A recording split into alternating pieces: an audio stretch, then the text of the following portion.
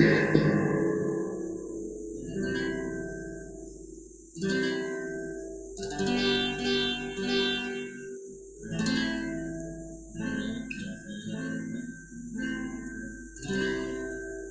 kasih Tuhan, syukur pagi hari ini mari kami bersekutu Tuhan.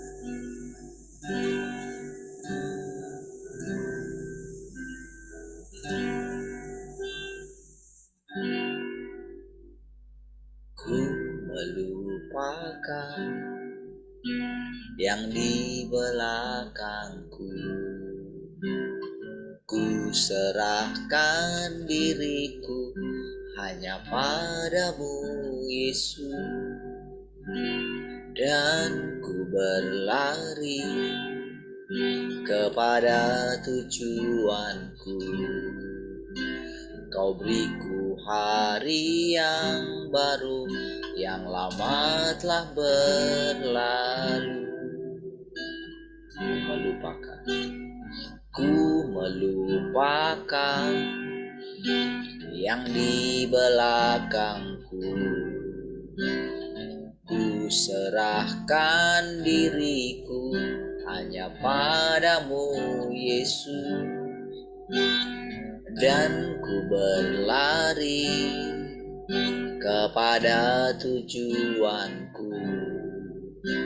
Kau beriku hari yang baru, yang lama telah berlalu.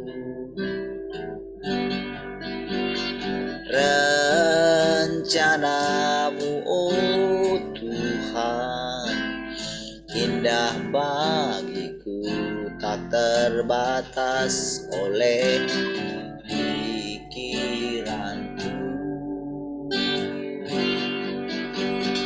Firman-Mu ya dan amin, sumber kekuatan, Kau pengharapanku, Kau terbaik bagiku.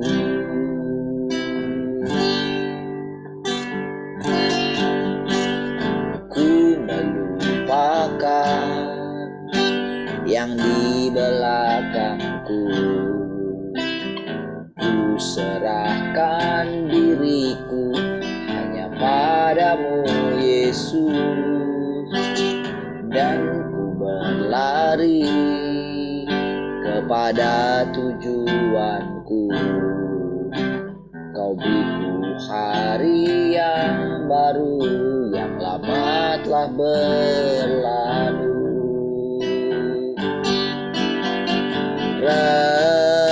Rencanamu, oh Tuhan, indah bagiku, tak terbatas oleh pikiranku. Firman-Mu ya dan amin, sumber kekuatan, Kau pengharapanku, Kau terbaik bagiku. Oh, rencana-Mu, oh Tuhan, indah bagiku, tak terbatas oleh pikiranku.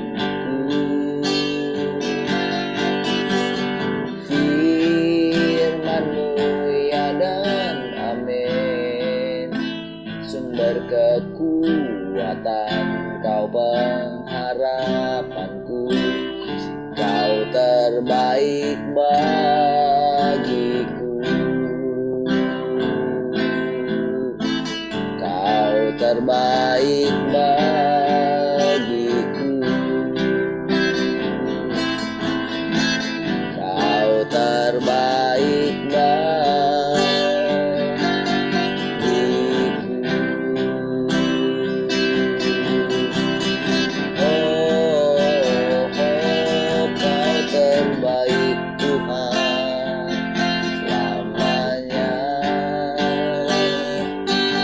Terbaik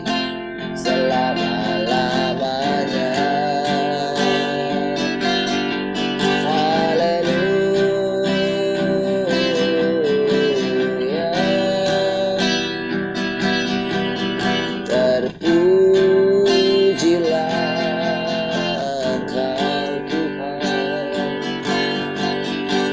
Oh, rencanamu indah, pekerjaanmu nyata.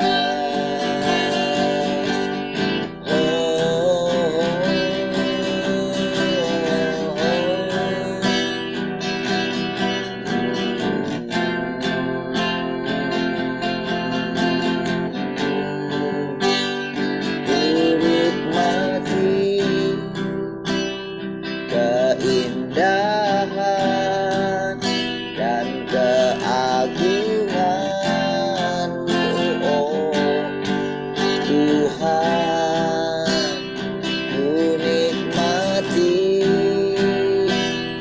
kemuliaan-Mu, menyembah-Mu dengan segenap hatiku.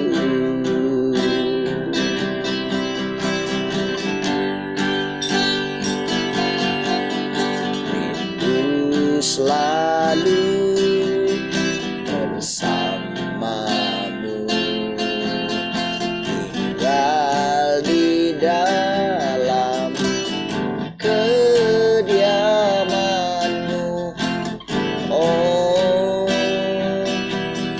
Tuhan, sebab ku sukai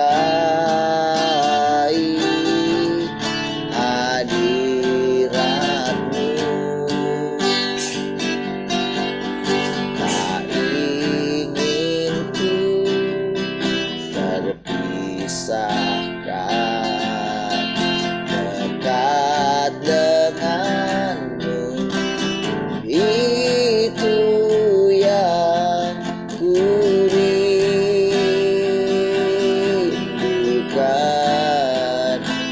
sebab ku dapati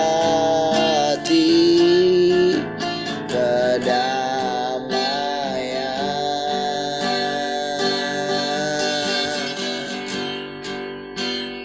Ku nikmati keindahan dan keagungan-Mu, oh Tuhan, ku nikmati kemuliaan-Mu, menyembah-Mu dengan segenap hatiku. Sekali lagi katakan, rindu selalu, rindu selalu bersamamu, tinggal di dalam kediaman-Mu, oh Tuhan, sebab ku sukai hadirat-Mu.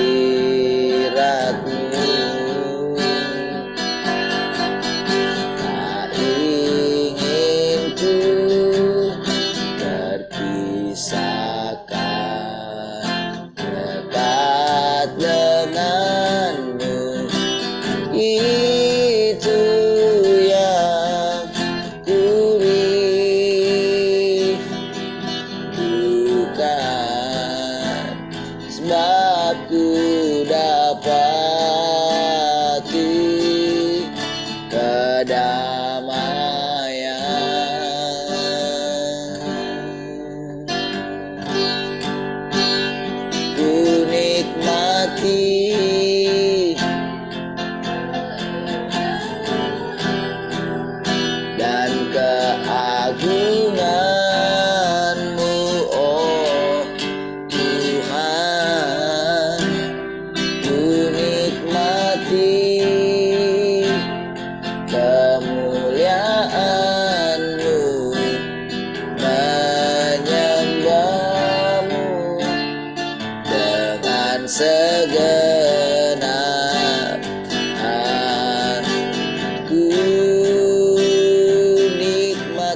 Engkau, ku nikmati keindahan dan keagungan-Mu, oh Tuhan. Ku nikmati kemuliaan-Mu, menyembah-Mu dengan segenap hatiku, menyembah-Mu dengan segenap hatiku, oh, menyembah-Mu dengan segenap hatiku.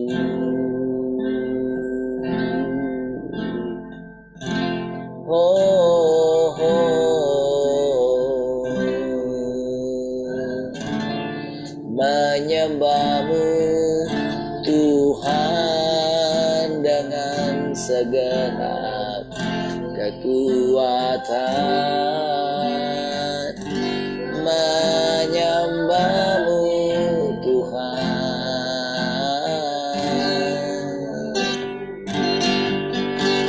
Syukur bagi-Mu Tuhan, segala hormat bagi-Mu Tuhan, Allah yang mengasihi-Ku, Allah yang memelihara-Ku. Oh, syukur bagi-Mu Tuhan, segala hormat bagi-Mu Tuhan, Allah yang mengasihi-Ku, Allah yang memelihara-Ku. Oh, syukur bagi-Mu Tuhan, segala hormat bagi-Mu Tuhan, Allah yang mengasihi-Ku, Allah yang memelihara-Ku selamanya.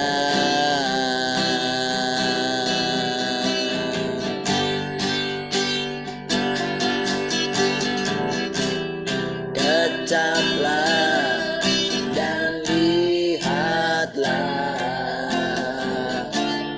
betapa baiknya Tuhan itu.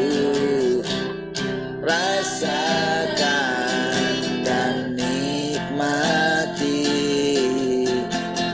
kasih setia Tuhan.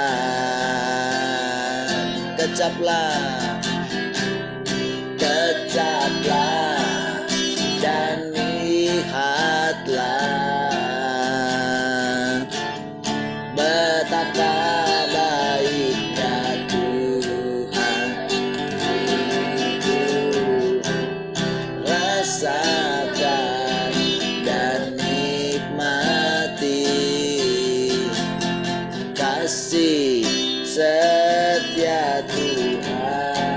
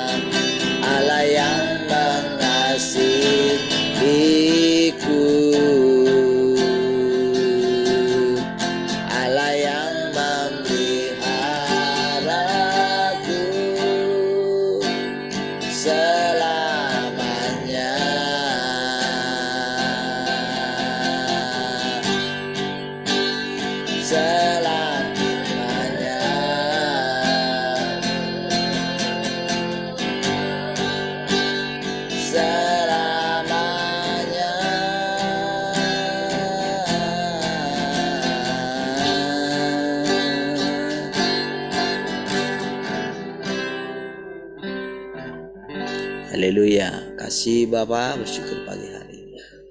Kembali kami bersekutu mau makan firman-Mu Tuhan. Silakan Tuhan mengajari kami lewat persekutuan ini. Hikmat-Mu nyata di antara kami. Terpujilah Tuhan. Haleluya. Sama-sama katakan amin. Baik, shalom semua. Selamat pagi. Shalom semua, selamat pagi juga.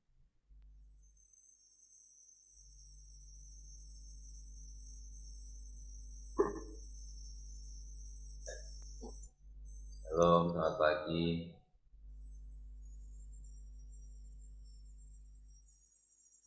Halo, selamat pagi semua.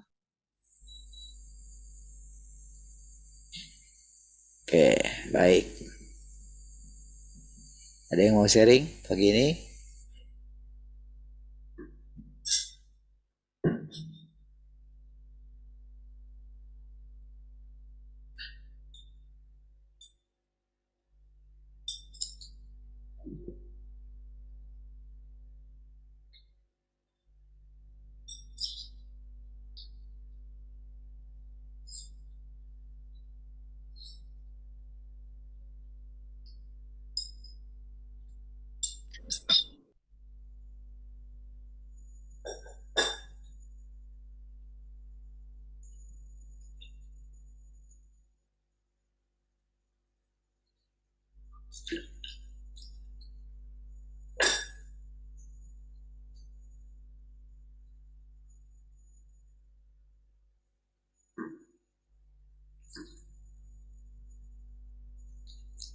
Baik, ada yang mau sharing? Oke, saya share screen ya.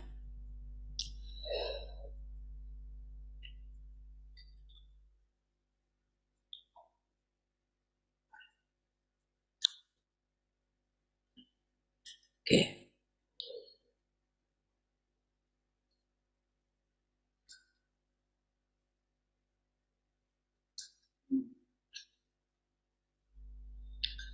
Bagaimanapun cara Tuhan memurnikanmu, engkau tetap penuh keyakinan dan tidak pernah kehilangan keyakinan kepadanya. Engkau melakukan apa yang seharusnya manusia lakukan.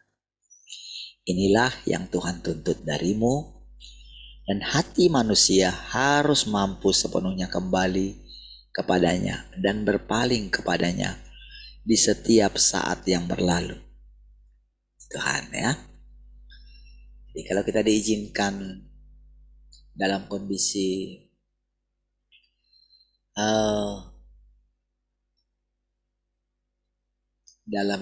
tidak menyenangkan kepada daging kita gitu ya, dalam kondisi dimana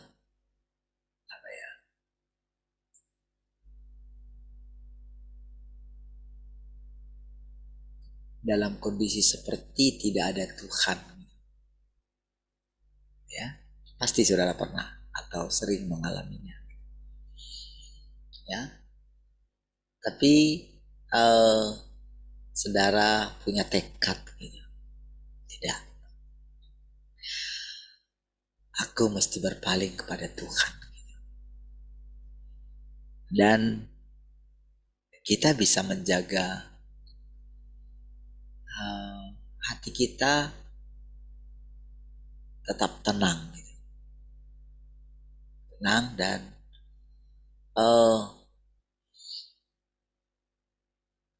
boleh memusatkan seluruh perhatian kita gitu,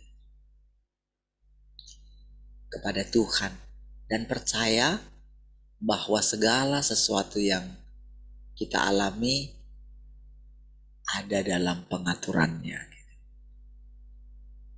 Itu tidak mudah saudara ya. Di perasaan tidak ada Tuhan itu juga adalah ujian gitu ya. Ujian pemurnian gitu. Apakah kita bisa terus memalingkan hati kita kepadanya gitu.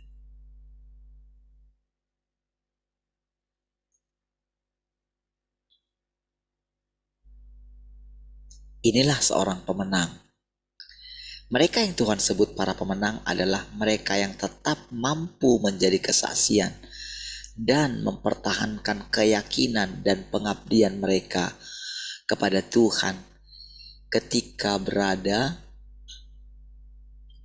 di bawah pengaruh iblis dan dikepung oleh iblis, yaitu saat mereka mendapati diri mereka berada di tengah kekuatan kegelapan.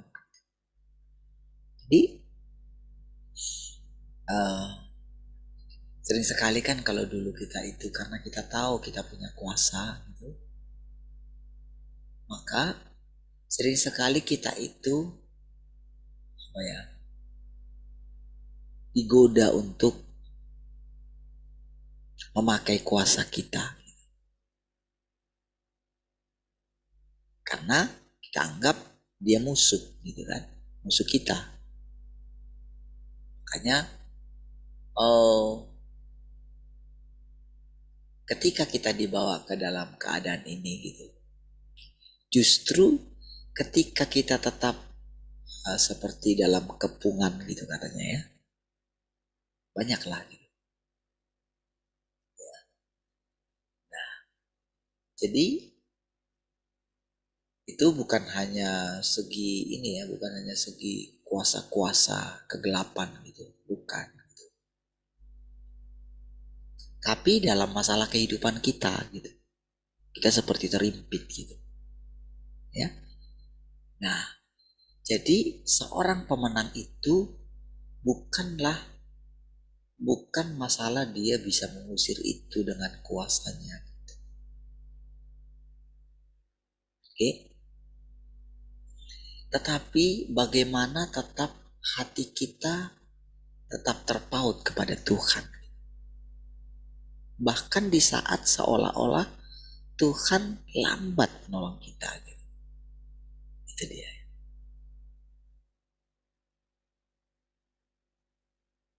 Makanya saudara ketika Musa itu ketika dia sudah dihadapkan di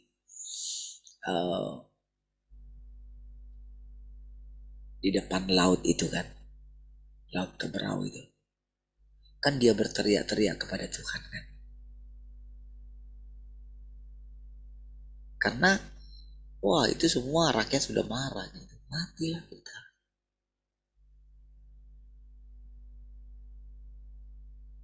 Ketika dia berteriak itu kan Tuhan itu kan kayak marah sama dia, kenapa kamu teriak kayak orang gila katanya. Bukankah kita sering mengalami hal yang sama? Kadang kita teriak sama Tuhan dengan keadaan yang kita alami. Kita jadi lupa janji kita untuk kita mungkin sudah melewati hal itu sebelumnya. Kita bertahan gitu kan. Tapi rasanya saudara, kuasa pengaruh daripada si jahat itu makin lama makin kuat mengintimidasi kita. Jadi saat kondisi seperti itu, ini pelajaran saudara. Ini bukan ini bukan simulasi gitu. Ini pelajaran nyata. Kalau manggut-manggut sama firman Tuhan, itu belum mengalami kebenaran. Itu belum mengalami Tuhan. Mengatakan hal seperti ini mudah. Mengatakan firman Tuhan, Tuhan menolong, itu mudah. Karena kita melihat pertolongan Tuhan selama ini gitu. Tetapi saudara, saat benar-benar saudara Tuhan itu seperti menarik diri, memang tetap ada Roh Kudusnya di dalam kita. Tapi Roh Kudus ini bekerja sama dengan kita. Dia juga hanya melakukan apapun yang dia dengar instruksi. Jadi saudara, ketika menangani manusia, itu ada kolaborasinya ya. Makanya mereka seperti ada beberapa pribadi gitu, beberapa identitas. Karena memang nyatanya begitu gitu.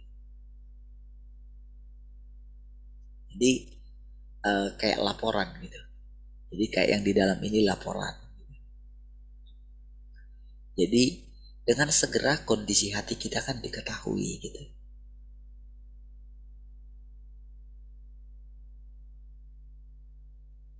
Jadi ketika kondisi hati kita diketahui gitu, tenang, sudah cukup. Pencatat waktu pun ada gitu. Durasinya sudah cukup kah?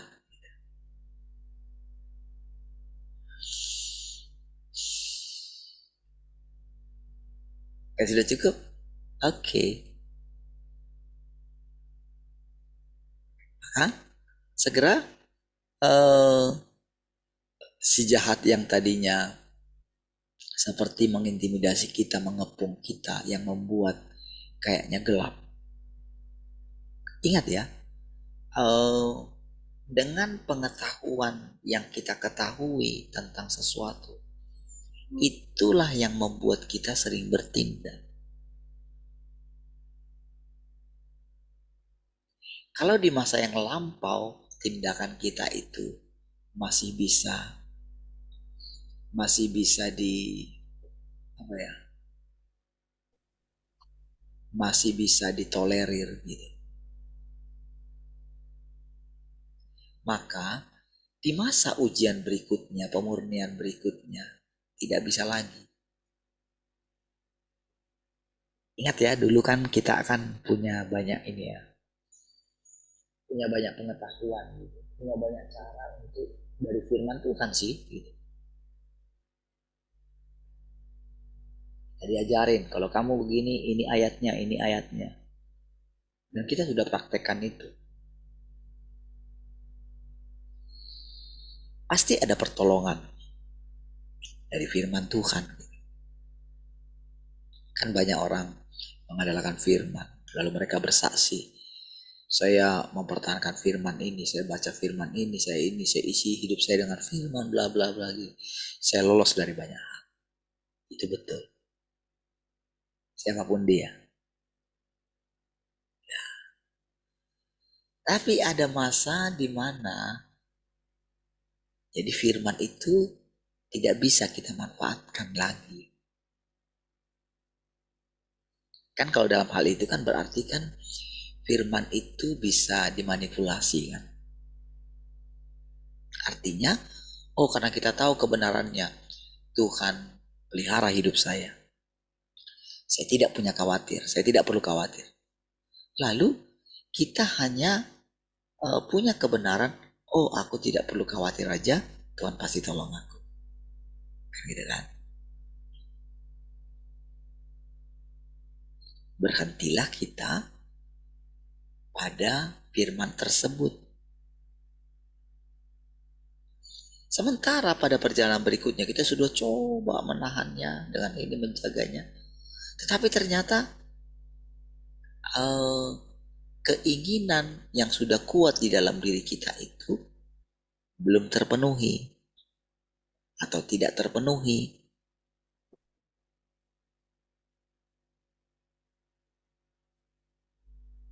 Inilah yang membuat sekarang kedaulatan Tuhan itu nyata bagi kita. Ya, ingat Tuhan Yesus juga dulu mengalami hal yang sama. Dia bergumul seperti mau mati rasanya. Ya. Padahal kan dia bilang, akulah jalan, kebenaran, dan hidup. Tidak ada orang yang sampai kepada Bapa kalau tidak melalui aku. Bayangkan hebatnya Tuhan Yesus itu.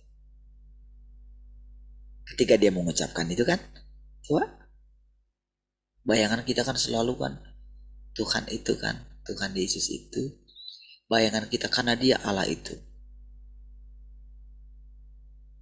Dia segalanya. Kan tentunya kan dia nggak perlu bergulat sampai mau mati rasanya. Tapi kenapa dia mengalami hal yang sama? Kenapa, saudara?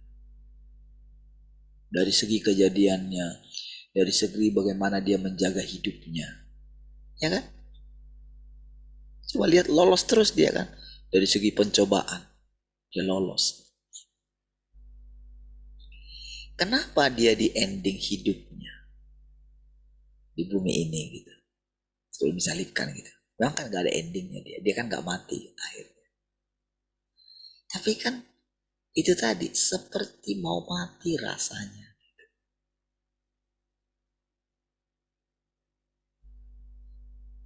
Kan ketika dia bicara itu bukan kayak kita sekarang ngomong, bukan. Itu benar-benar dialami. Benar-benar, saudara. Kok bisa? Ya itu tadi, dia ditinggalkan.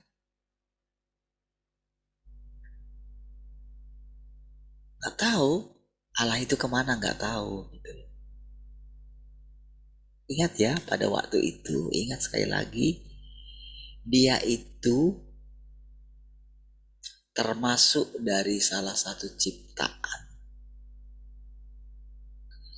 Hanya firmanlah, ketika firman diucapkan kepada dia, makanya dia itu menampung Allah. Makanya saudara, dia selalu tahu diri. Ketika pemuda yang kaya itu puji dia, guru yang baik, dia tidak mengatakan dia baik gitu.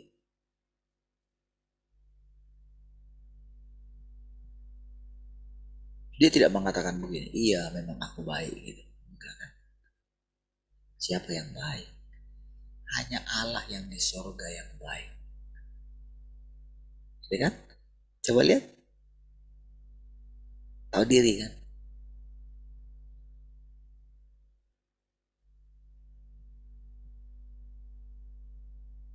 Berarti kalau kita itu merasa diri kita baik, kita nggak tahu diri kan?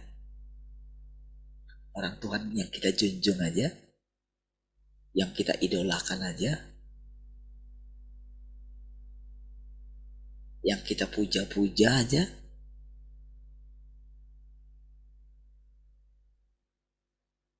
dia mengatakan hanya satu Allah, Allah kita Esa,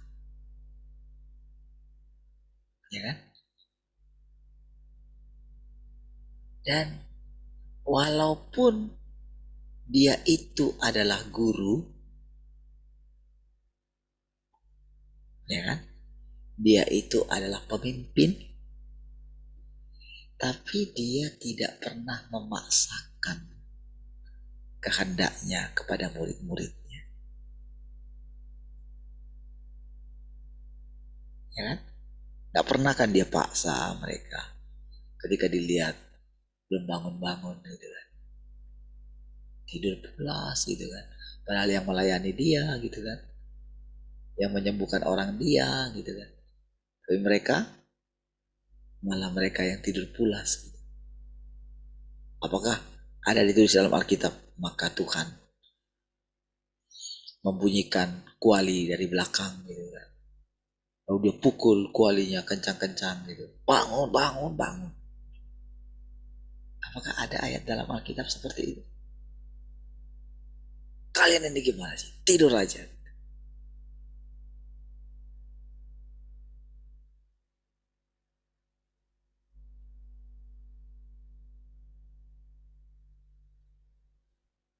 Dia pergi sendirian gitu.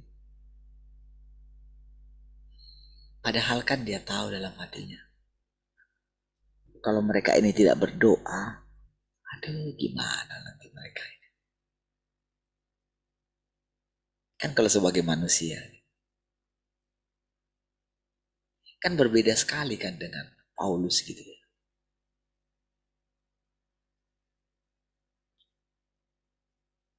Yang dia harus paksa murid-muridnya. seperti dia. Gitu. Ikutilah teladan. Nah itu ya. Saudara, jadi saudara benar-benar sampai-sampai saudara. Jadi ketika mau mati rasanya itu.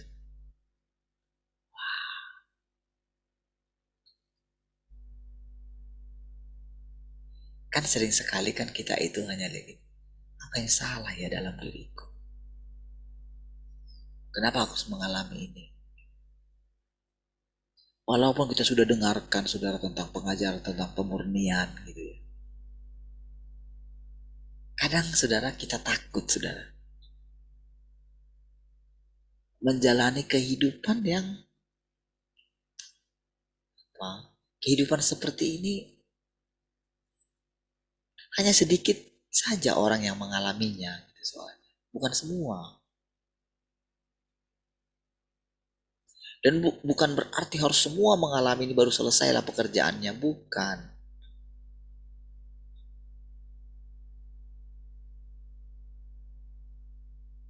Tidak. Karena semua itu seperti efek domino aja saudara.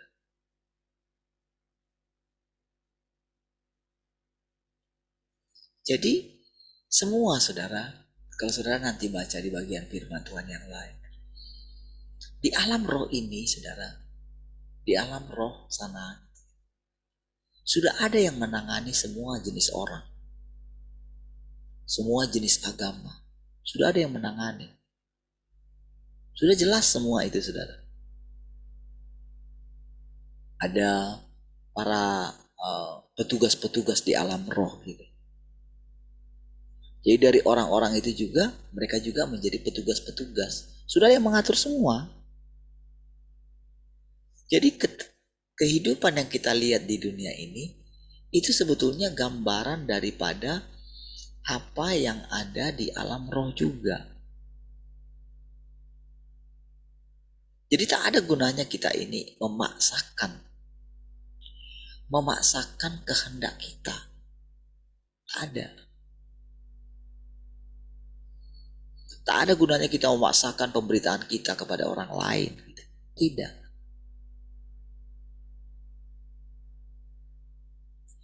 Tujuan kita bukan untuk membuat orang tertarik kepada berita kita.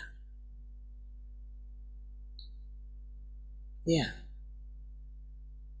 Bukan itu tujuan kita.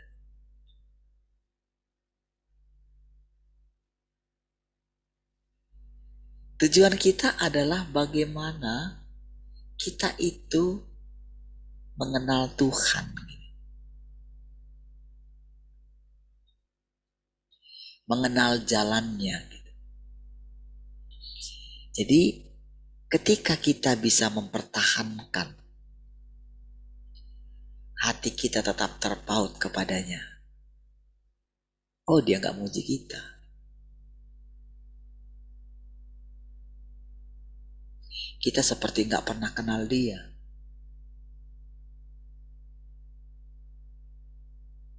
Oh karena dia penguasa saudara.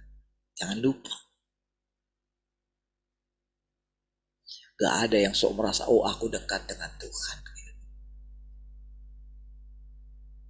Aku punya pintu rahasia, pintu belakang. Mana bisa. Itu orang yang sok merasa dekat. Jadi gak ada. Makanya Tuhan katakan anaknya sendiri pun gitu, harus belajar taat. Anaknya. Coba lihat. Masa sampai harus kayak gitu sih. Udah anak. Masa harus sampai naik di atas kayu salib. Apa untungnya bagimu Tuhan? Kan gitu kan. Bisa aja dia ngomong. Apa untungnya bagimu Tuhan? Tapi dia belajar rendah hati saudara. Kalau boleh. Lalukanlah cawan ini. Tapi jangan kehendakku yang jadi. Coba saudara perhatikan ya. Di satu sisi dia juga adalah Tuhan itu. Coba lihat ya. Jadi ketika saudara memandang Yesus itu, coba pandang dia adalah Tuhan itu sendiri. Oke? Pandang ketika dia mengatakan, kalau boleh Bapa, lalukanlah cawan ini. Kan karena kalau kita hanya pandang Allah, kepada siapa dia berdoa. Kalau dia adalah Allah itu, kepada siapa dia berdoa. Tapi kalau terus pandangan kita seperti itu, berarti kan Allah itu hidup semau dia. Kalau tidak ada, kepada siapa dia menundukkan diri? Iya kan? Kan itu selama ini kan manusia itu menghujat Tuhan itu. Kamu kan enak Allah. Mereka tidak tahu, atau kita tidak tahu, kalau semua tuduhan yang dihadapkan kepada dia itu menjadi apa ya?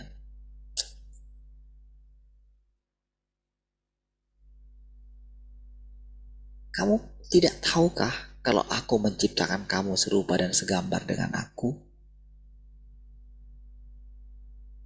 Bisakah aku mengatakan sesuatu kalau aku tidak melakukannya terlebih dahulu?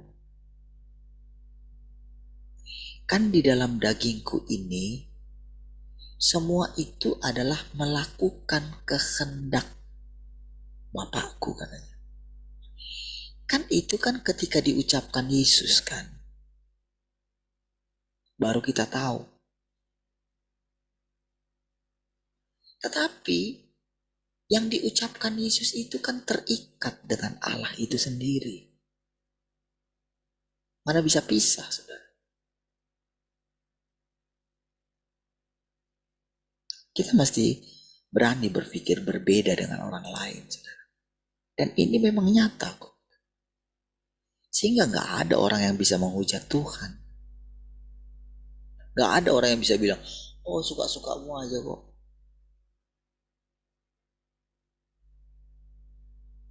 Kan itu ketika Tuhan menampakkan diri kepada Ayub itu kan.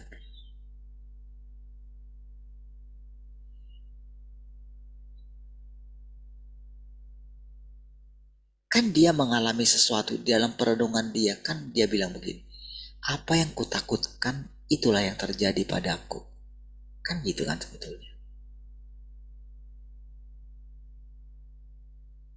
Kan dia merenungkan gitu tentang kehidupan. Ketika dia menjalankan, makanya saudara dia melakukan segala sesuatu itu dengan ketat. Berdoa untuk anak-anaknya setiap hari, mempersembahkan korban, tidak lupa banyak. Iya.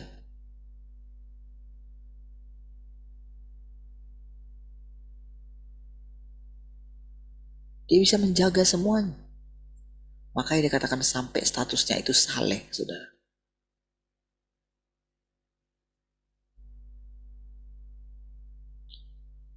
Makanya saudara ketika iblis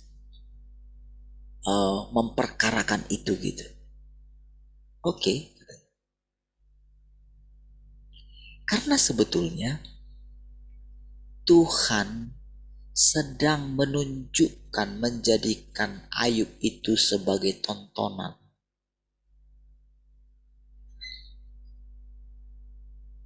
Menjadi tontonan bagi iblis.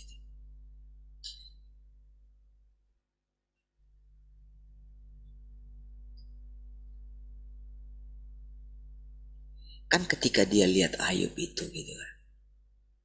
Kan dia kan dari awal memang ingin berusaha.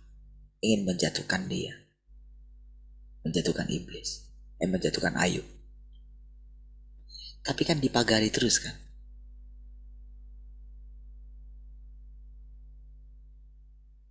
Iya.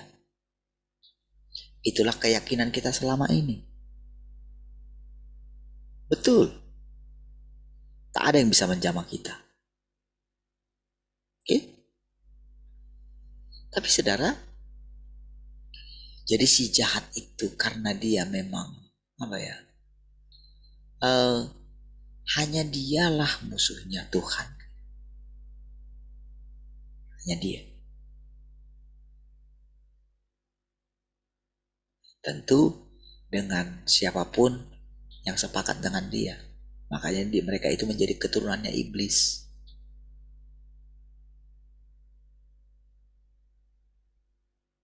Ya. Nah, jadi kalau Tuhan sudah mengalahkan satu, sudah beres semua di bawah. Jadi ketika dia mengatakan, apakah engkau lihat hambaku Ayub? Dari mana kamu? Dari keliling dunia. Padahal saudara, sebetulnya dia itu itu jawaban ini aja saudara. Kayaknya dia keliling dunia, kayaknya dia bebas aja gitu kan. Hebat kali dia gitu. Bebas kemana-mana gitu. Seperti Allah gitu. Dari mana saja kamu? Dari keliling dunia. Oke. Kalau kamu dari keliling dunia, karena kan iblis itu kan bebas, dia bebas kan. Tuhan kan tidak perlu memaksa dia. Keliling dunia.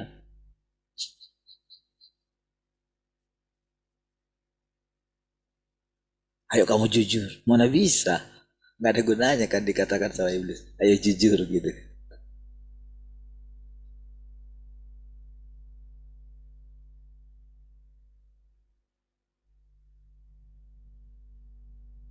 Kita kan suka kayak gitu kan sama anak kita kan. Ayo jujur. Karena itu anak kita kan. Karena kita nggak mau dia itu tinggal dalam kebohongan kan. Oke. Saudara, apakah kau lihat hambaku Ayub? Tidak ada orang seperti dia. Saudara, kan Ayub itu adalah pekerjaan dia. Sama seperti ketika dia menciptakan Adam gitu. Serupa dan segambar dengan dia. Pada waktu itu Ayub tidak tahu sama sekali. Inilah saudara yang sering kita harus alami. Kita tidak tahu. Kita tidak diizinkan tahu gitu. Biarlah pengetahuan kita itu spontan. Jangan berusaha menyelidiki seluk-beluk iblis gitu. Apa yang sedang terjadi di alam roh, gak ada gunanya. Tapi nanti dikasih tahu. Taat saja, saudara. Jalani saja.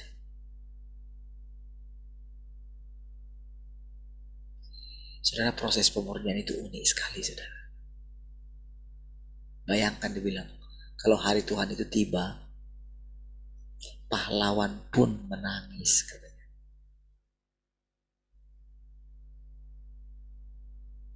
Kita kan sedang tidak mengalami penganiayaan seperti yang dialami oleh para pendahulu kita, saudara. Kita kan tidak mengalami perang di mana kita harus lari-lari kemana-mana gitu. Enggak kan?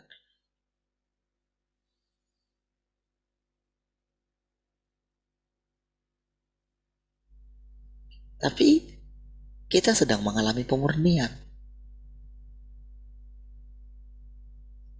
Bayangkan saudara dalam pemurnian itu. Tuhan sendiri pun harus menahan dirinya. Coba saudara bayangkan. Oke, kan di satu sisi kan Yesus itu adalah dia. Oke, tapi di satu sisi Yesus itu kan adalah ciptaan. Ya kan? Dia kan sedang menampung itu. Jadi kita mesti ketat melihatnya. Karena kan dia itu yang akan kita makan. Yang kita makan itu tubuhnya Yesus. firman yang menjadi daging. Bukan yang kita makan itu bukan Yahweh. Bukan. Yang kita makan itu tubuhnya Yesus. Karena Allah itu roh. Firman itu juga roh. Jadi yang kita makan itu, yang dinamakan makan tubuhnya Yesus itu, bagaimana manusia yang baru itu akan menjadi akan menjadi hidup kita. Kita tidak punya pilihan lain. Kita tidak boleh punya jalan yang lain. Kita tidak boleh punya gagasan yang lain. Makanya kita mesti menyangkali diri kita. Wah, itu benar-benar saudara sesuatu yang sangat sulit dimengerti oleh manusia. Mengatakan Yesus Tuhan, Yesus adalah jalan kebenaran dan hidup itu mudah, saudara.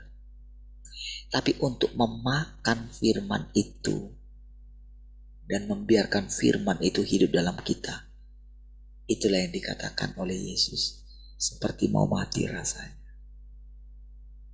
Ya, itu sedang mewakili kita semua.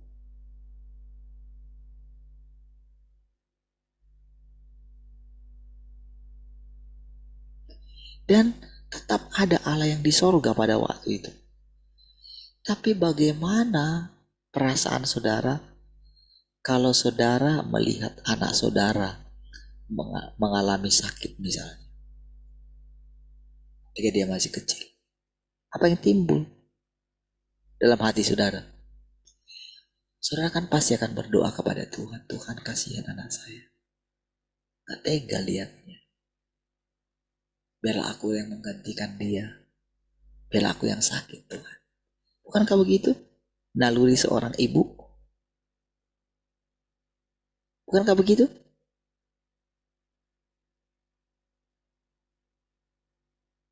Jangan dia, biar aku.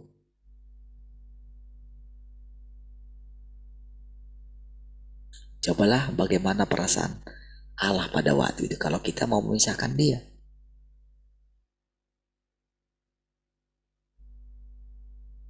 Kan kalau kita katakan dia itu, dia yang disalibkan, kan bagaimana dunia ini? Siapa yang menjaganya? Kan kira-kira begitu kan? Kalau itu logika kita kan. Tentu tidak begitu kan. Tetapi kan hati Tuhan itu, hati Allah yang di sorga itu kan terpaut gitu. Ini yang kadang-kadang sulit kita mengerti, saudara. Makanya sampai sering kita itu menghujat Tuhan. Apa yang kau lakukan ini Tuhan? Apa untungnya bagimu? Itu kan perkataan yang ya, itu kan gak perlu dijawab sama Tuhan gitu. Kamu jawab sendirilah gitu. Kamu punya anak, kamu punya saudara, kamu punya orang tua. Cobalah pikir hati nurani. Itulah hikmat, saudara. Itulah pengalaman. Jadi Tuhan, saudara, dia hanya berfirman, saudara. Hanya berbicara. Oke? Makanya ketika Yesus berkata kepada Petrus itu, Simon anak Yohanes, apakah engkau mengasihi aku lebih daripada yang lain? Tunggu responnya. Sekali. Benar Tuhan. Aku mengasihi engkau. Oke? Kedua. Lalu ketiga. Sampai Petrus itu menangis gitu. Itu masih panjang perjalanan Petrus, saudara. Masih ada 30-an tahun lagi, saudara. Oh, itu belum masa di mana dia itu tampil berdiri, dia berkhotbah dengan berani. Belum sampai di situ. Apakah Petrus tahu apa yang akan dihadapi dia ketika dia benar-benar melihat bagaimana ketika dia bicara dan Ananias Safira mati? Belum sampai di situ.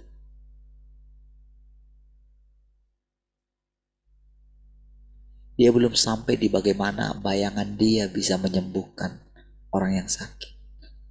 Tidak dicatat di dalam pelayanan Yesus, bayangan Yesus menyembuhkan. Tidak dicatat.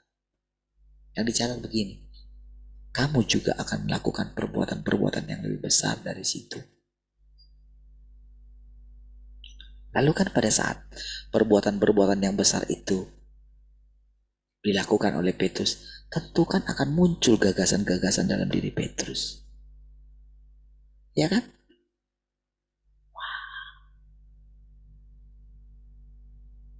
Tentu kan akan muncul di dalam diri Petrus.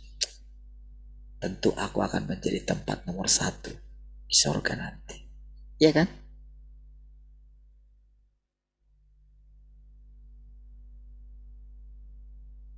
Kan murid-murid yang sama juga. Kan karena tidak dicatat aja, saudara. Injil-injil mereka, saudara. Mungkin ada tapi tidak dimasukkan gitu. Karena mereka punya pengalaman yang berbeda.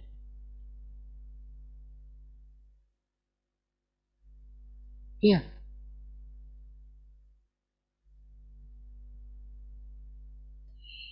Jadi ketika dia sudah mengalami itu semua, saudara, yang tahu bagaimana hatinya pada waktu itu, kita tidak tahu bagaimana hati Petrus ketika dia ditanya di masa yang itu, lalu ketika hati dia pada waktu dia melakukan mujizat dan dia menjadi orang penting pada waktu itu. Ada 3 orang, saudara, bapak gereja pada waktu itu, saudara, soko guru maksudnya, kan mereka rasul gitu, kan itu kan dipuja-puja oleh seluruh orang Kristen kan gitu. Pada waktu itu, saudara,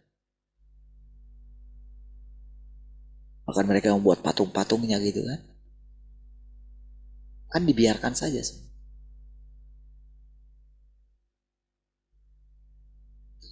Tapi bagaimana hati Petrus pada waktu itu, hanya Petrus yang tahu.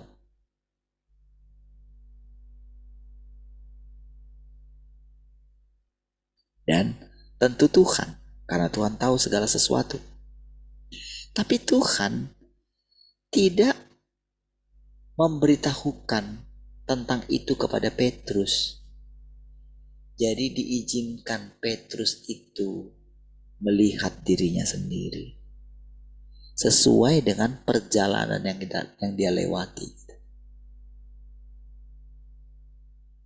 Makanya ada saat di mana Paulus itu sampai terang-terangan menegur dia di depan umum gitu. Karena Paulus melihat kemunafikan dia. Baca di kitab Galatia gitu. Itu kan dengan terang-terangan menegur Petrus katanya. Karena aku lihat dia munafik katanya. Nah gitu kan? Tentu dia bawa itu kepada Tuhan. Ketika dia mendengarkan itu, tentu saudara, dia kan begini. Kamu ini anak kemarin sore. Tapi Petrus juga mendengarkan bagaimana perbuatan-perbuatan Tuhan melalui Paulus. Dan itulah yang membuat juga Paulus berani menegur karena dia lihat dia punya perbuatan, dia punya mujizat, dia punya pekerjaan gitu. Itu seringnya saudara membuat manusia itu tidak tahu diri. Makanya saudara, kenapa dikatakan Kenapa dikatakan Yesus itu berbeda dari kita gitu? Ya harus berbeda lah. Gitu. Kenapa dikatakan? Jadi itulah salah satu kenapa dikatakan Yesus itu tidak dilahirkan oleh manusia. Iya.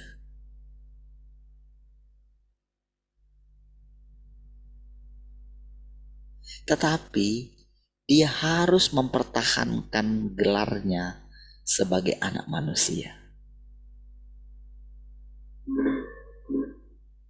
Iya, dia harus pertahankan posisinya.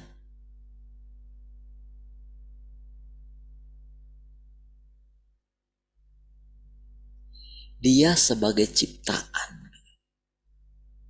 Jadi ketika kita katakan dia sebagai ciptaan, bukan sedang merendahkan dia. Bukan. Ini demi kita semua, saudara. Kalau dia yang harusnya setara dengan Allah, tapi dia tidak pertahankan itu sebagai milik yang harus dipertahankan. Gitu loh, saudara. Apa yang membuat kita murung dalam hidup kita? Yaitu semua.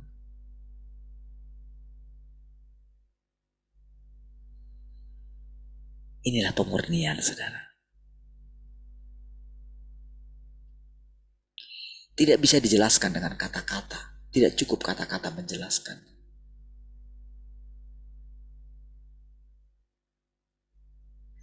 Itu hanya bisa dijelaskan ketika engkau sujud di hadapan Tuhan.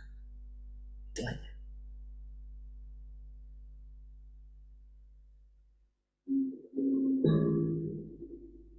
Engkau harus berdoa di hadapan Dia. Engkau harus mengutarakan. Dan ketika engkau mengucapkan seperti yang dilakukan oleh Tuhan Yesus itu,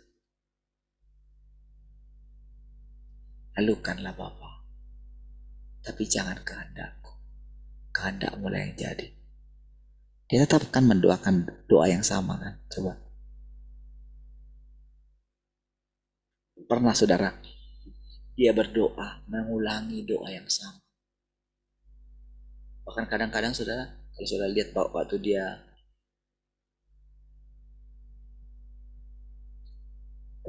dia mau membangkitkan Lazarus itu, Bapa, aku percaya Engkau selalu mendengarkan aku. Tapi demi orang banyak ini, aku melakukan ini di hadapan mereka supaya mereka percaya kalau Engkaulah yang melakukan segala sesuatu. Aku percaya Engkau selalu mendengarkan aku. Jadi sebetulnya dia nggak perlu melakukan sikap itu. Dan dia anggap dalam hatinya gini, seperti ini agak mau ini gitu. Tapi demi mereka, aku melakukannya.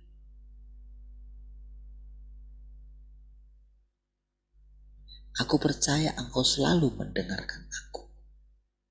Saya lihat ya, ini kan firman ya. Makanya dia berani katakan, kalau engkau tinggal dalam aku, minta apa saja katanya. Tapi di satu sisi, kenapa dia katakan, kalau boleh Bapa, lalukanlah cawan ini. Kenapa dikatakan kalau boleh?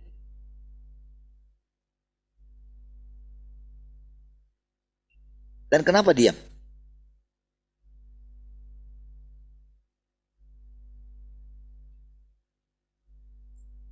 Apakah itu tidak benar-benar doa? Benar-benar kan doa kan?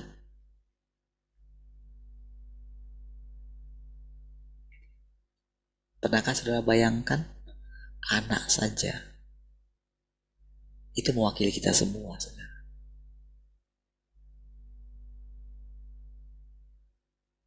Dan kalau kita mengalami hal yang sama, pandanglah Tuhan Yesus.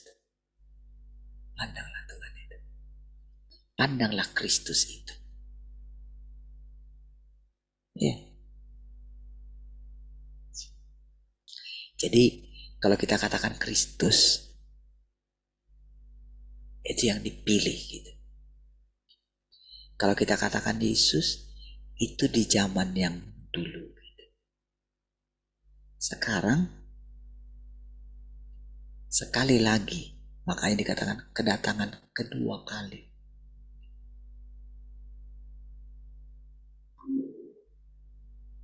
Beda.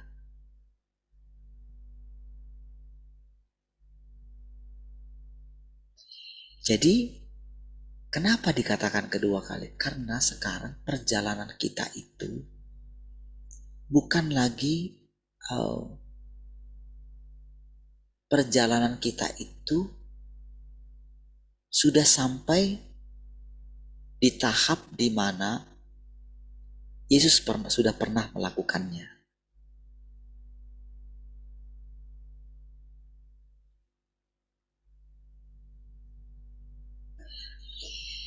Jadi saudara, kita tidak tinggal di masa yang lalu.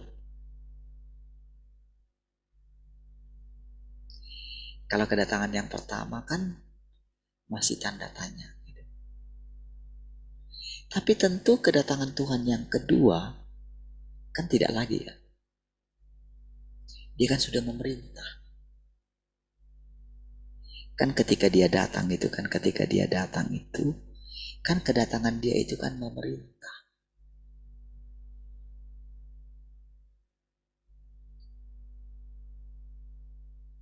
Bersama dengan orang-orang kudus.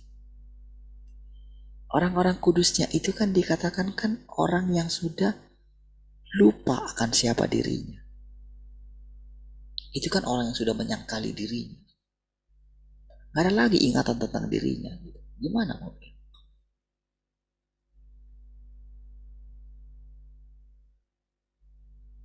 Bahkan ketika kita merasa dipilihnya dia, jadi siapa yang dipilih Tuhan? Apakah kita boleh menganggap diri kita ada ambil andil di dalamnya? Kan tidak. Kita kan sudah melebur semua. Melebur di dalam Tuhan. Kan akan semakin bebas dia.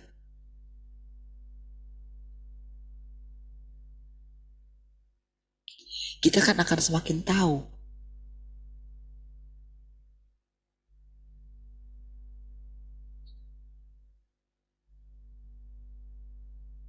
Lihat, kita tambahin lagi ya, sedikit lagi ya.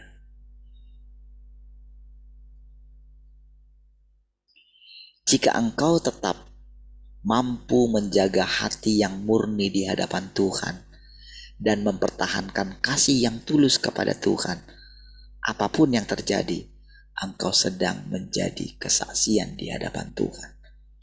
Dan inilah yang Tuhan maksudkan sebagai pemenang. Jika pengajaranmu hebat ketika Tuhan memberkatimu, tetapi engkau mundur ketika tidak ada berkatnya, apakah ini kemurnian? Karena engkau yakin bahwa jalan ini benar, engkau harus mengikutinya hingga akhir. Engkau harus mempertahankan pengabdianmu kepada Tuhan.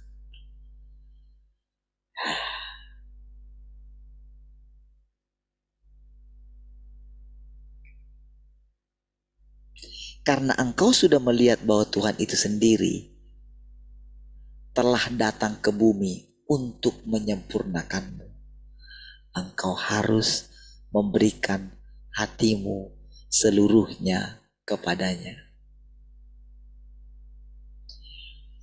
Jika engkau tetap dapat mengikuti dia, apapun yang dia lakukan, bahkan sekalipun dia menentukan kesudahan yang tidak menyenangkan bagimu, pada akhirnya inilah artinya mempertahankan kemurnianmu di hadapan Tuhan. Mempersembahkan tubuh rohani yang kudus dan perawan suci kepada Tuhan berarti menjaga ketulusan hati di hadapan Tuhan. Bagi umat manusia, ketulusan adalah kemurnian dan kemampuan untuk bersikap tulus terhadap Tuhan adalah mempertahankan kemurnian. Inilah yang seharusnya engkau lakukan. Saat engkau harus berdoa, berdoalah. Saat engkau harus berkumpul bersama dalam persekutuan, lakukanlah itu. Saat engkau harus menyanyikan lagu pujian, nyanyikanlah lagu pujian. Dan saat engkau harus meninggalkan daging, tinggalkanlah daging. Saat engkau melaksanakan tugasmu, jangan engkau kacau dalam melakukannya. Saat engkau dihadapkan pada ujian, berdirilah teguh. Inilah pengabdian kepada Tuhan. Jika engkau tidak menjunjung apa yang seharusnya manusia lakukan, maka semua penderitaan, tekadmu terdahulu sia-sia. Baik saudara, Tuhan.